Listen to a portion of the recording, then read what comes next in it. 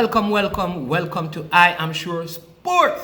I am Omar Stennett and I am extremely delighted that you have joined us again, right? For this one, another one, a bigger one, a better one. And I know you're gonna like it. Alright, so let's dive right into it as we discuss today. The Super Bowl. Oh my God, I don't believe it. I am disappointed. I am discombobulated. I am perplexed. I have lost the tranquility that's normally associated with me. Why?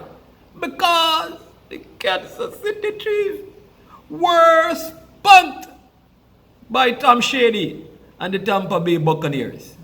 Kudos to Mr. Brady and the officials who called so many penalties against Kansas City Chiefs at the beginning of the game that it made it very difficult for their already weakened defense to touch anybody from Tampa Bay. What did you expect? They were playing against a quarterback who had a toe injury. They were playing against a team whose the coach, his son, was in a car accident. They were playing against a team who two of their offensive tackles, pro bowlers, were not playing. And Brady won another Super Bowl.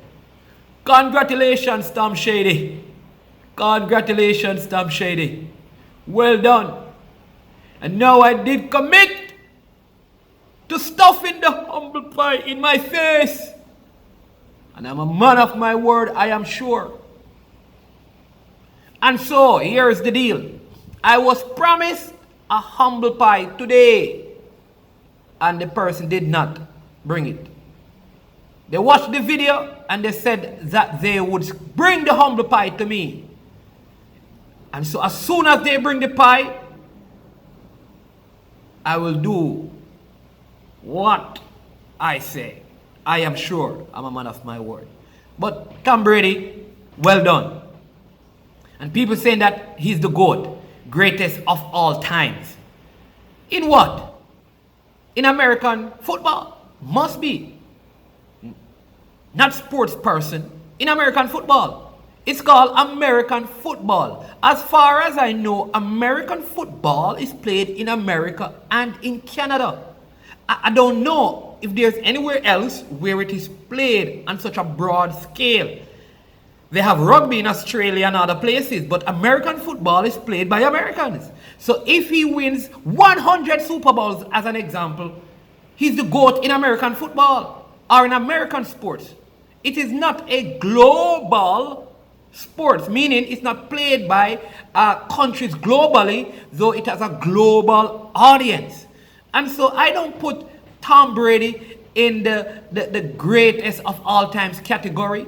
I put people like, let me give you, Sir Donald Bradman is in that, because I mean he plays cricket. Cricket is played globally and he dominated at the highest level. You understand? I put people like Usain Bolt because he's a track athlete and he won at the global level at major events, challenging people from all over the world, the best in from every country, and he was leaps and bounds above them all. I put Pele in that because Pele played in a soccer competition that is global. He won the World Cup and he did well in his local country, but he also dominated at a world level against the best in the world. Do you understand me? I put Roger Federer in there because in tennis he has defeated people globally all over, and I could go on and on. But Tom Brady, I must give it to him. When it comes down to American football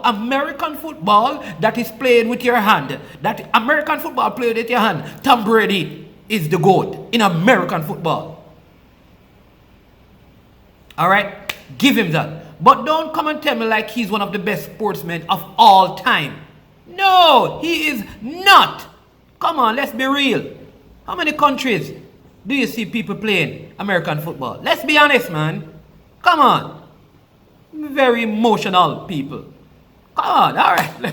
Let's move on. I'm sure this one is a surprise. Listen, I lost everything. And I'm sure if I'm sure about anything anymore. Because everything that I said, I was sure about last week. Like everything went against me. The West Indies defeated Bangladesh. Yes. Can you believe it? West Indies chased down 385 runs on the Asian continent on a spinning wicket with what many considered to be a B team. Had over 5 debutants in the batting order. Oh my God. One, in fact, Kyle Mears, made 210 not out. Only the second West Indian to do that on debut. And Kuma Banner, good 80. Jermaine Blackwood, good 70 in the first inning. Joshua Da Silva, the young wicket keeper. I mean, he occupied the crease. Rakeem Cornwall, Jimbo. I call him Fat Ball with some spin, got some wickets. Jamal Warrican got some wickets. Congratulations, West Indies. This is what I'm talking about. So all of these guys that were not so good, that decided to go, not to go, like the Bravo and the Shamar Brooks and the Shea Hope that decided, oh, we're not going on the store because of all of this nonsense that they were talking. You have no open door to the team anymore. Because these guys perform. Even if they lose the second test, they have earned their spot for the next series, at least. So I hope the selectors bear this in mind. Very proud of these guys. Now, we know normally with West Indies, you see this happen now, it's probably the next 10 years. But I like what the coach said. The coach in his interview, this is Phil Simmons. If you listen to his interview, on 10 occasions, he spoke about attitude. He said the attitude that they went into the game with, the attitude that they were bowling with, the attitude that they were batting with, the attitude in occupying the crease, the attitude. And that was very, very important. And what I gather from what Phil Simmons was saying, that one of the major problems with this West Indies team over the years is it has not been ability, but the attitude of the players. And it's almost as if you were saying, finally, we have found some players with the right attitude. Let me tell you something. If you have good attitude, you can develop great ability. But if you have great ability and bad attitude, there will be a downfall. And I'm so glad. And I am sure that West Indies cannot lose this series. Well, it's only 2 matches, you understand me? And if they win the first one, obviously they can't lose. So, I want to be sure. So, I am going to take the sure thing. I am sure that regardless of what the result is in the next game, the West Indies will leave Bangladesh with either a draw or a win. I'm very sure that you can disagree with that. Of that. I am sure. So kudos to the team. Looking forward to the second test. I think, you know, in football, in soccer, they have a thing that they call parking the bus. I think we should park the bus and try and get a draw out of this match. I know in Dhaka there has never been a drawn cricket game, international cricket game at the test level in Dhaka. And so, it's going to be very difficult. So what I would do, I would replace one of the pace bowlers because this pitch is more spinner dominant than the pitch that they played on. And you saw all the turn that the Bangladeshi bowlers got. So I would make one change, right? I would probably bring in a Raymond Reefer or an Alzari Joseph for one of the bowlers, the pace bowlers that is between Kemar Roach and Shannon Gabriel. And why would I do that? Because those two guys, the Reefer and Alzari Joseph, they have a greater ability to bat than, say, a Shannon Gabriel. So what that would do, it would strengthen our batting. I would also shuffle the batting order. I would put Mosley to open because he is an opener. And see if I could move John Campbell down the order, because John Campbell has been struggling. He has been struggling, and I believe that if he doesn't come good, he could lose his place. He struggled in England, he struggled in New Zealand, and here it is that he's struggling in Bangladesh. I think for opening batsman, he has a propensity to be going after the ball instead of trying to occupy the wicket, and I think that has led to his downfall in this series so far and over his career. So that's what I would do. But again, congratulations to the Tampa Bay Buccaneers. Congratulations to the West Indies the West Indies team that defeated Bangladesh. Congratulations. Well done, well done, well done. Remember, bring the humble pie, and I will humbly do what I suggested. Stuff it in my face. I'm serious and I'm sure. If I say it, I will do it, because I believe it, and that's why I said it. I am sure. Just remember to subscribe. Be one of the subscribers to our channel. And when you subscribe, also please hit the notification bell. As you know, we have many good stuff coming this month. We have a couple of interviews, and we may be giving away some stuff. So please make sure you subscribe, hit the notification bell, so you can be one of those winners when we get around to that. Alright, also like the videos. You have to like them, There is no dislike button. It's just a like button. So bam, bam, bam. Hit the like button. We want to see 500 likes this week. So go ahead and help us bring that up. Like it as many times as you want. It's not a problem. We love it, even if it's you alone. Like it. Share and follow, right? Follow our Facebook platform, right? I am sure sports. Make sure you do that. You see me? I did say that if Kansas City Chief lost, I would stuff my face with a humble pie. I'm still awaiting the humble pie. So as soon as I get the humble pie, I will humbly bomb it, stuff it in my face, because I am sure that I'm a man of my word, right? So I'm waiting. One of our subscribers did say that they were going to bring the humble pie personally to me. Bring it. Oh, in fact, his name is Nick. So Nick, bring the humble pie. Bring the humble pie. And I want you to be here when I'm stuffing it in my face. All right, so we're going to dive right into our discussion, and I'm going to get into some football. And let's begin with the English Premier League. What happened over last weekend? Well, there was a 3-3 tie between Manchester United and Everton. Everton kind of scored in the dying moments of that game. I think it's a game that Manchester United should have won.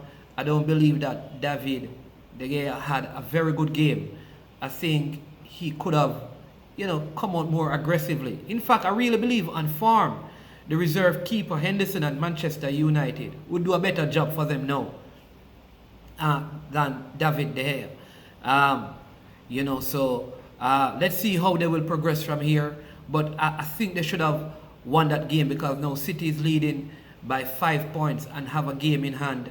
And so that is going to be very tough I believe, for any team, including Liverpool, to overhaul them. So that's a major thing. So again, I am picking City to win. I think, like you have been seeing, there's going to be a resurgence of Chelsea under this new coach, Tomas Tuchel. They won their first game under him. They tied the first game, and they won. I would say convincingly. They won their game, and so now they're moving up the table, and I foresee them being right up there with Manchester City, Manchester United, and Liverpool. I believe that's the top four. I'm picking Manchester. Again, I'm picking Manchester City to win. I'm picking Liverpool to finish second, Chelsea third, and fourth place Manchester United. Manchester United, I think, could go into third place, and Chelsea comes down to fourth. But I think Tuchel is very good tactically, and he's going to propel them further. And I also believe that Manchester United are going to struggle when they get into playing in Europe on a Thursday, playing the Premier League on a Sunday, and have a midweek game along with an FA Cup game. I don't think they have a deep squad, but not a quality squad. I think Chelsea has a better squad in terms of quality, and City have a better squad in terms of quality, and they play their Europa games or the Champions League game on a Wednesday, while Manchester United plays on a Thursday. In fact, Manchester United advanced in the FA Cup, and I think it would have served them better if they came out of the FA Cup, or they have to give up something if they want to finish first or second in the Premier League. They can't win all three. And what you don't want is to continue in all three and don't win any. And I don't see Manchester United as the kind of club who would sacrifice one of those things. Alex Ferguson would have done it. You remember when Manchester United and Chelsea went to the final of the Champions League? What Alex Ferguson actually did, if you remember, is that in the Premier League game leading up to their Europa semi-final, he benched Cristiano Ronaldo. Yeah, he benched Cristiano Ronaldo against Chelsea, and Chelsea defeated them. But they ended up winning their semi-final tie and going to the finals of the Champions League and won it. And so sometimes you have to give up something to go up. And if the Manchester management can do that, that's United, I think they stand a better shot. And I'm being real, right?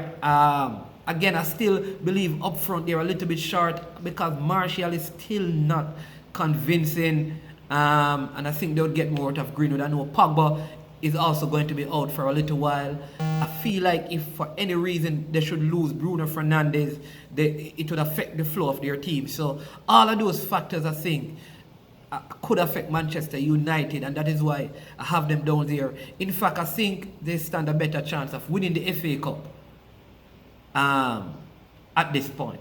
That's where I'm at. And I'm not a Manchester United hater because I think they have come a far way under this coach, because I don't believe that he's the best coach. But you have to give them credit where credit is due. All right. Other results saw Liverpool defeated 4-1 by Manchester United. Two mistakes by Alisson. He was forced to pass out from the back, and he made some bad passes. And this is where even a Van Dijk is missed, because normally Van Dijk would take some of those balls off Alisson, and then he makes the long pass. And so now the team is being forced to play a different way. I still believe one of the adjustments that Liverpool needs to make is, yes, you have lost your best defenders, but you have not lost your best midfielders. What you have decided to do is to remove your best holding or hard-working midfielders in the center of your defense. And so now your defense has gotten weaker and your midfield has gotten weaker. I think what they need to do is to keep their same front three and strengthen, bring Henderson and Fabinho back in your midfield with either Wijnaldum or Thiago, one of those, one of the two, and then trust your youngsters to keep you defensively, and let Jordan Henderson drop deeper if needs be. But I think it would serve Liverpool better if they kept the strength in their midfield instead of moving the strength of their midfield into defense. It is still a weak defense, and your midfield has even gotten weaker. Arsenal lost by a goal to nil to Aston Villa. Very difficult result. One mistake they made in the 75 seconds in the game. Aston Villa scored a fluke goal, deflected, keeper had no chance, deflected, crept into the goal, and that was it. Didn't do anything in the first half. The second half they came on well. Should have had a penalty. And this is where now officiating is terrible in England. I think of all the leagues that I've watched, the officiating in England is terrible. And it's not just because Aston Villa suffered as well. Remember that game against City? Manchester United suffered when they played against Sheffield. all of these things.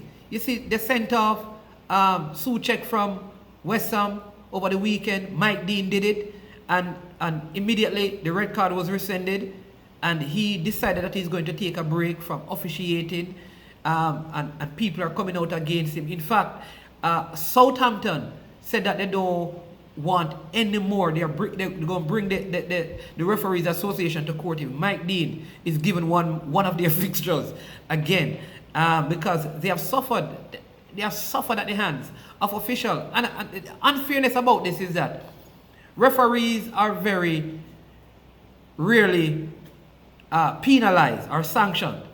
But when a coach loses 4 games and it is bad decision by officials, they lose their jobs. Players get benched, get transferred, get moved. So my point is, there needs to be some sanctions for officials when their actions indirectly or directly cause a coach to lose their job. Lacazette was pulled down by Martinez. No penalty. In fact, Martinez was given the free kick.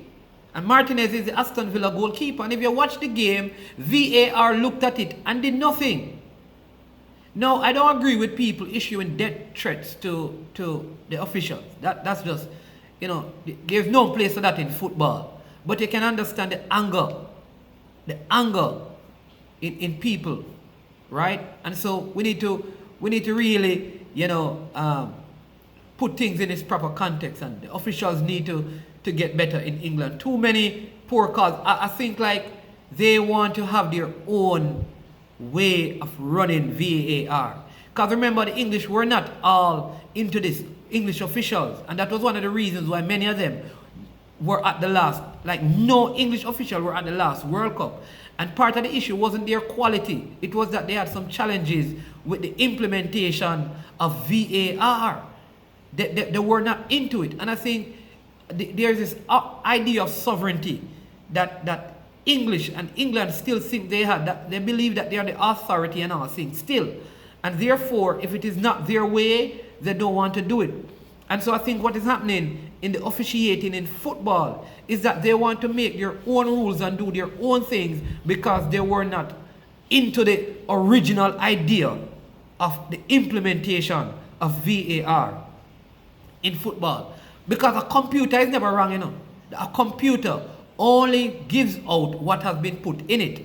So the videos shown by the VAR, nothing is wrong with them. The issue is the persons behind the VAR. And I am one of the persons who believe that in American football, when a decision is being made, you hear the discussion. And so people kind of know. What needs to happen is that these officials it needs to be heard by the spectators and the fans, what they are discussing, so we can get a better understanding. Because maybe if people understand the reason why they come to this decision that they come to, there will not be so much anger. And so maybe that needs to be implemented in soccer. Mike Dean looked at the Suchek decision 21 times. He replayed it. Now, understand this. If you have to replay something 21 times, it means that you're not sure. And if you're not sure, it would be better you let the player stay on the field. And then, remember, they can penalize the player because after the game, you can still have the player being shown a red card or be banned for violent conduct. What you don't want to do is to make a decision when you're unsure and disrupt the flow of the game, or it affects the result of the game. Because we don't want officiating decisions to determine the outcome of football games. This is why the English teams suffer so much in a lot of European competition, because they will not change their way to make it more favorable for their English teams in Europe. Barcelona in Spain, for example, they will put off ties and put off games when teams have Europe or ties, major ties in Europe. The English don't do that because I believe they want to show people that they are different. And sometimes difference is good. But sometimes being different becomes difficult, and it makes things difficult. So I am sure sports is sure that if officials were communicating to the public what led them to their decision, people would have better understanding.